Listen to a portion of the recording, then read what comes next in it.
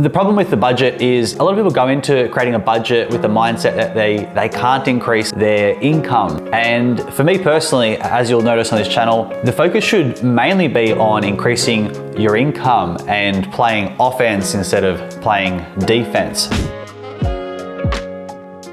G'day there, Ray Corcoran here. In this week's video, I'm going to be talking about budgeting and why I have never really done budgets. I did them once in the past and I just didn't find it useful. And I find it interesting that so many personal finance pages and YouTube channels always talk about budgeting, and people seem to be very hungry to find out information on how to budget and all that sort of stuff. I have never really found that to be very, very useful, and I don't really believe personally that you should be doing it. And my goal on this channel is to help you build your wealth and be useful. I kind of feel like the whole premise of a budget is I don't make that much money and I need to figure out how to make my money stretch as far as possible. Logically, that does make sense, and budgets are technically a good thing. However, the problem with the budget is a lot of people go into creating a budget with the mindset that they can't increase their income. And for me personally, as you'll notice on this channel, the focus should mainly be on increasing your income and playing offense instead of playing defense. After you've sort of learned how to not spend too much, you need to make the shift to focusing on making more money. A lot of people seem to be so obsessed with budgets and counting every cent. And for me personally, I think it's quite depressing. If you're making a small salary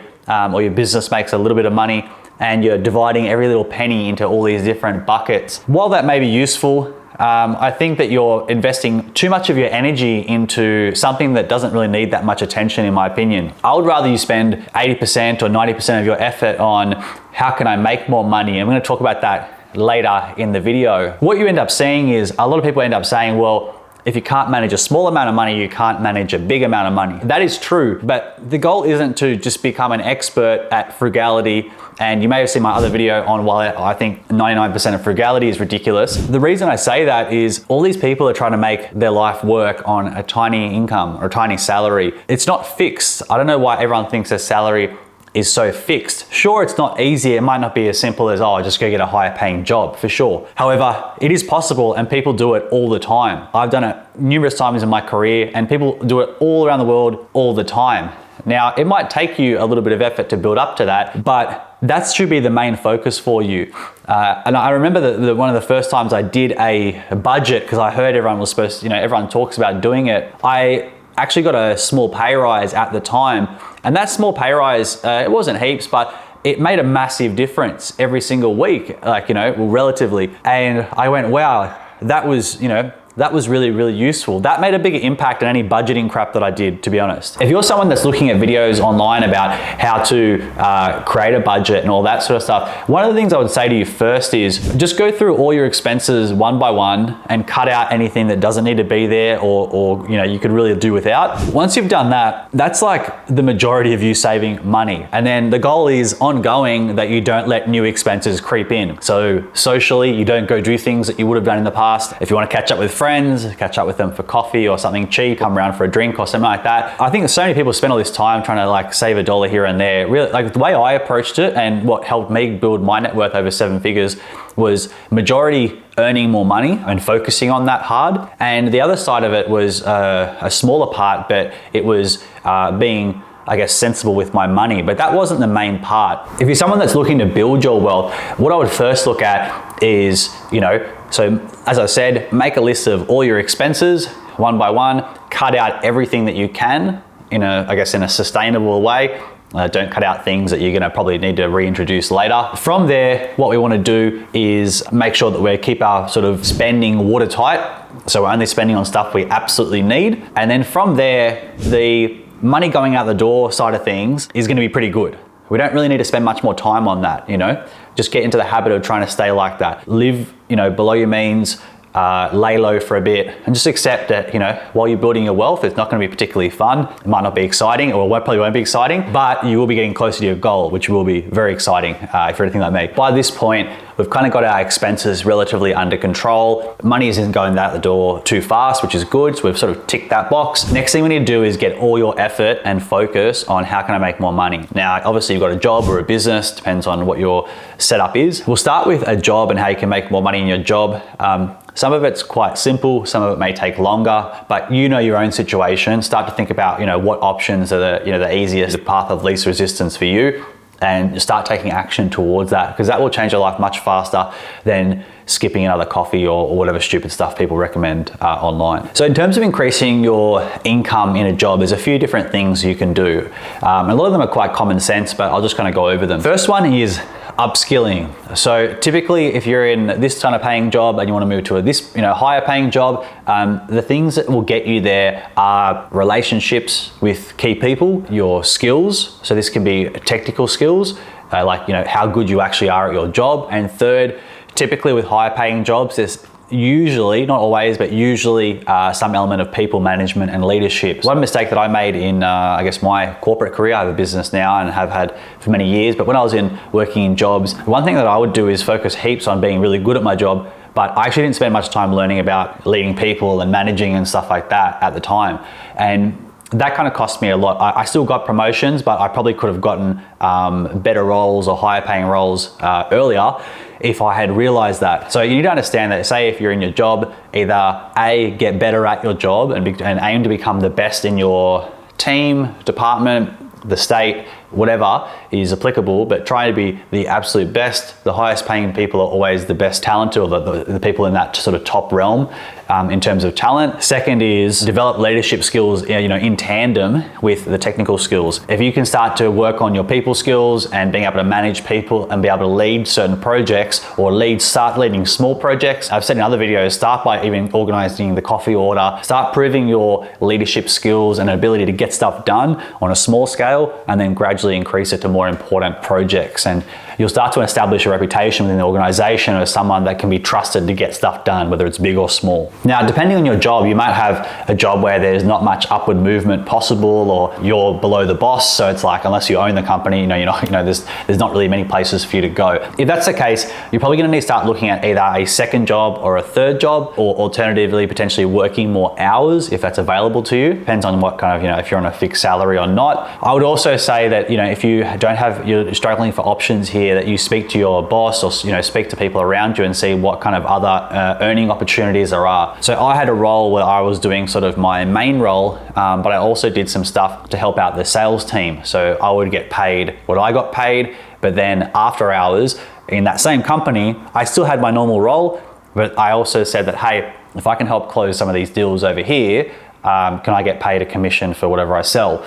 And they said yes, and that allowed me to make what I was making, plus some on top, plus I was making some from my business as well. So there was money coming in from multiple ways. So get creative, ask your boss, ask your managers, is there any other earning opportunities outside of the normal hours or any other things I can do to increase my income here? It's not always available, but ask the question, because you never know. Like, some of these things won't be available to everybody, but if you don't ask the question, how are you going to find out? Another thing to do in terms of increasing your income in a job is if you need to move from a job to a more leveraged job like sales. A lot of those jobs can take years of experience to get up to the level where you can deserve and command that higher pay. Now, if that is the case, then you should really consider something like sales or some sort of role where it's commission based and outcome based. Because if you're in a job where you get paid per hour or you get paid a fixed salary, the problem with that is that you'll get paid what you get paid, no matter if you have a great week or a crap week or whatever, it's going to stay the same and you won't get much leverage there. Whereas with certain sales roles, if you do a really, really good job and do above average, you get paid above average. And that's really, really crucial, because you can start making more than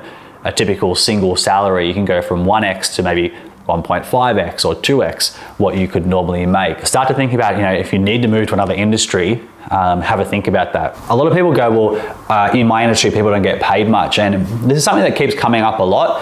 And what I would say to people as well is, if you can't get paid a lot in your industry and you want to get rich, then you really need to start making some decisions around, well, what are you going to do? Because if a typical person in your industry only gets paid a small amount, you're destined to get paid that forever, potentially, if you don't open broaden your horizons and start looking at other roles. And if you really like that job, great, but you need to understand that it's going to be holding you back financially. There's nothing wrong with that, but you just need to understand that there's going to be an impact there, and maybe you need to start thinking about, well, what are some other ways that I can sort of meet my goals and also be happy in my job. The next one is if you have a business. So we've covered the job now. If you're in a business, and obviously this whole conversation is around don't worry about budgeting, focus on increasing your income instead, because that will do way more for your life and finances than a stupid little spreadsheet or some of those really fancy design spreadsheets will ever do for you. I have a marketing agency, so we do a lot of stuff around growing companies and helping them get more customers.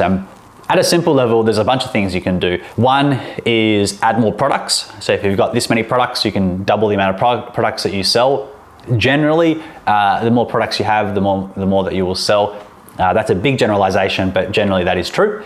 Second is sell more to existing customers. So if you had someone buy something from you before, how can we get them to buy that again? The next one is selling complementary products. So if they've bought X, can we sell them Y? So we would contact everybody that's bought X and be like, hey, we've got this deal to buy Y as well. It goes really nicely with what you've already bought. Here's how you get it and here's how much it costs. That can be a free, zero cost marketing strategy that you can use to get more sales without having to spend on marketing. The next one is you can also sell other people's products. So affiliate marketing. If you have particular, might have certain software that you use or certain products that other people sell, you can start selling them to your customers and collect a commission on that. So you don't even have to create new products necessarily. You can find other people's products. You've got a client base in your existing business and you can sort of sell that onto them. Another simple way to make more money is simply increasing your prices. So if you have a business, one of the easiest things you can do is just start increasing your prices. And the good thing about increasing your price is that it's a straight increase in profit. So you can just increase your prices, and if you have a product that is commoditized and it's identical to other stores, this is a good opportunity for you to realize that if you sell commoditized products, there's only so much you'll ever make. And sure, you can sell a lot of product, but you're always going to be at the mercy of what everyone else sells that commoditized product for. So that's why you see a lot of brands these days offering their own in-house brand. You might go to the supermarket and you might see that supermarket has their own brand. It's because they make a lot more profit. They see what sells in their store and then they make their own home brand version of it, and they make good profit and they know it's going to sell because they've already established that it's profitable. And obviously increasing your prices comes with a caveat. It has to be obviously delivering value. So you can't just increase your prices willy-nilly. You have to make sure that whatever you're delivering is still a multiple of value to the customer. So as long as the customer's getting great value, we can increase our price, but we need to make sure that they're getting more out of it than we are. And the final part in terms of increasing your income within a business is simply to do more marketing. So this could take the form of paid marketing or free and organic marketing. You might do twice as many social posts each week. You might send out more emails. You might send out better quality emails. You might start calling up old customers and seeing if they want to buy certain things or introducing them to new products. You may do stuff like paid marketing, like Facebook ads and Google ads is what our agency does. There's lots of different options available to you where you can sort of, buy customers. So you might spend $30 to acquire a customer that might spend $60 or more, and you can really scale that quite quickly. I've done other videos on this, but they're just a few ways where you can start to think about how can I increase my income? Because for me, I think that's a much better option for you than budgeting. I think budgeting, it's not a bad thing, but I think people put, the problem is the emphasis people put onto budgeting. I think people are looking for these apps and tools and all this sort of stuff. Realistically, the thing that changed my life was learning how to make more money and deliver better services to customers in my business. And I do have investments off the back of that, and they do make a lot of money, but that all started with the business making money. So something for you to think about before you start up this whole new budgeting thing. Hope you found that useful. If you liked the video, give it a like. Consider subscribing. We do videos on making money, investing money, and saving money every single week, and I'd love to have you on board. And other than that, I'll see you in the next video. Cheers.